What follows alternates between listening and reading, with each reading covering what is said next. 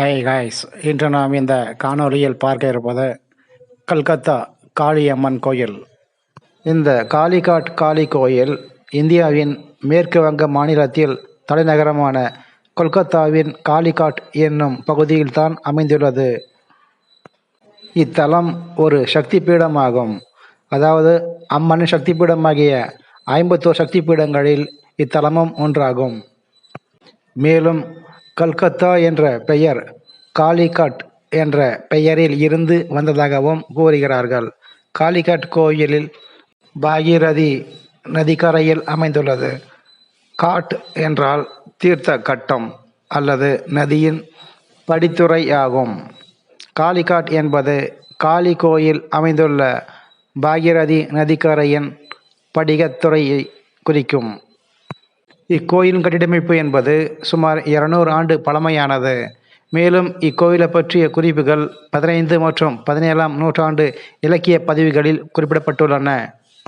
இத்திருக்கோயில் ஆரம்ப கட்டத்தில் ஒரு சிறிய குடிசையாக இருந்தது.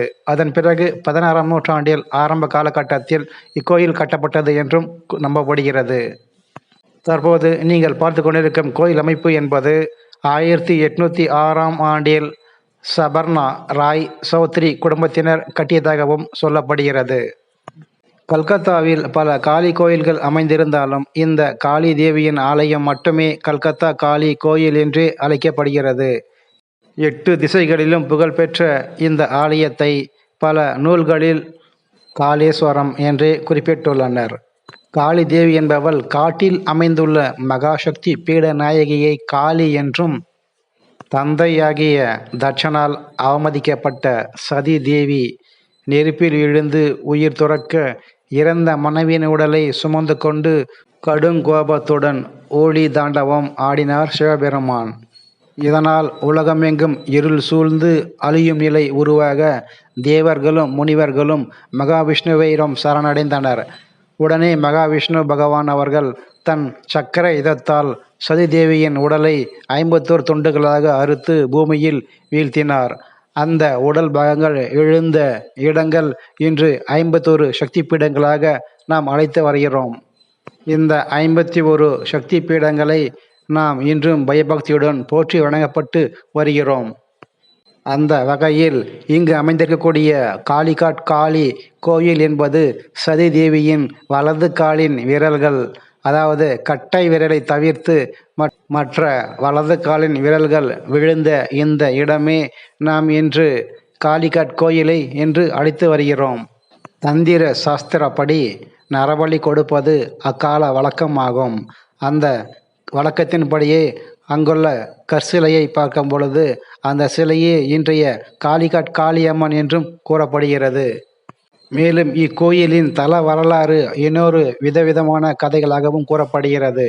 அதில் ஒன்று தான் காளிகாட் காளி கோயிலை சுற்றி முன்பு காடு மண்டி வளர்ந்திருந்ததாகவும், அந்த காலத்தில் இந்த தேவியை ஆத்மராம் என்கிற பக்தன் ஆழ்ந்த பக்தியோடு ஆராதித்து வந்தான்.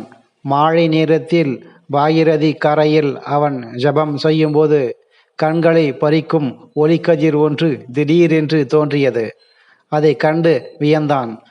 ஒளி வந்த இடத்தை மறுநாள் காலையில் வந்து பார்த்தபோது தெளிவான தண்ணீருக்கு அடியில் மனித கால் வீரல்கள் போல் வடிவமைக்கப்பட்ட சிறு கால் ஒன்றை கண்டான். அத்துடன் அவன் அன்றிரவு ஒரு கனவும் கண்டான். அந்த கல்லில் தென்பட்ட விரல்கள் தாட்சாயினியின் வலக்கால் விரல்கள் என்று உணர்ந்து அதை எடுத்து வந்து தேவியின் பாதங்களை ஒட்டி வைத்து அதற்கும் பூஜை செய்ய தொடங்கினான்.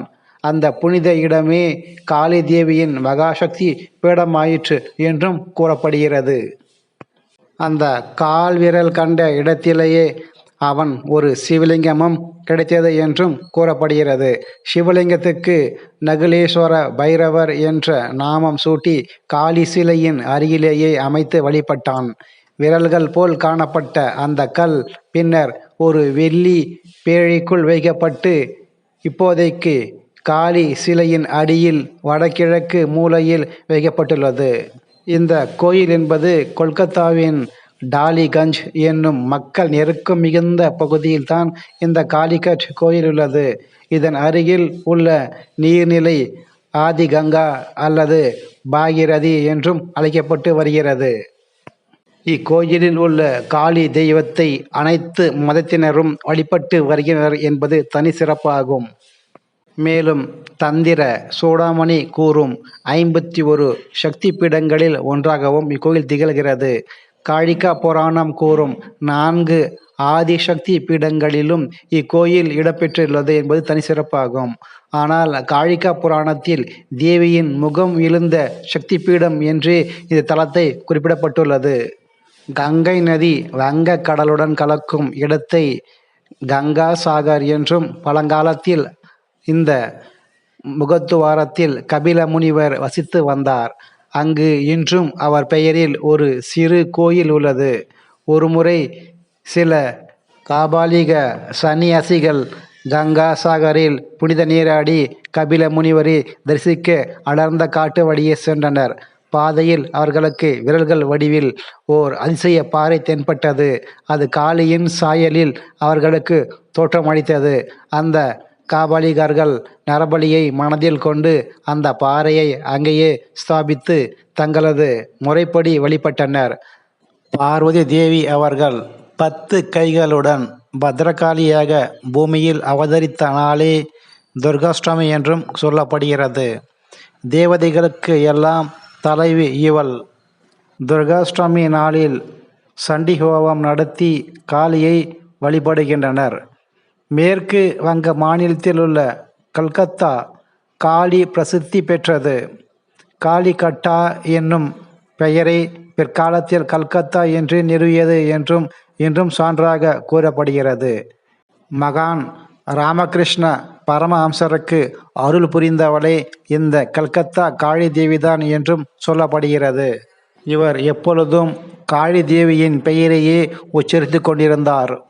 ராமகிருஷ்ண பரமஹம்சம் அவர்கள் இந்த தட்சிணேஸ்வரம் காளி கோயிலில் அர்ச்சகராக பணிபுரிந்த போது காளியோடு நேரடியாக உரையாடி பல அற்புதங்களை நிகழ்த்தியுள்ளார் என்றும் சொல்லப்படுகிறது. மேலும் 51 சக்தி பீடங்களில் இக்கோயில் உத்திர சக்தி பீடமாகும். இத்திருக்கோயிலில் உள்ள சிவபெருமானுக்கு நகுலீஸ்வரர் என்று அழைக்கப்படுகிறார். இத்திருக்கோயிலில் தசரா விழா என்பது மிகவும் பிரசித்தி பெற்றது. அப்பொழுது ஏராளமான பக்தர்கள் வந்து வருகை புரிவார்கள். இத்தகைய சிறப்புமிக்க இக்கோயிலுக்கு நாம் செல்ல உகந்த நேரம் என்பது அதிகாலை மற்றும் பிற்பகல் நேரமாகும். இந்த காணொளி பிடித்திருந்தால் இந்த சேனலை சப்ஸ்கிரைப் பண்ணுங்க, லைக், ஷேர் மற்றும் கமெண்ட்ஸ் பண்ணுங்க. இந்த காணொளியை பார்த்த அனைவருக்கும் நன்றிகள் கோடி.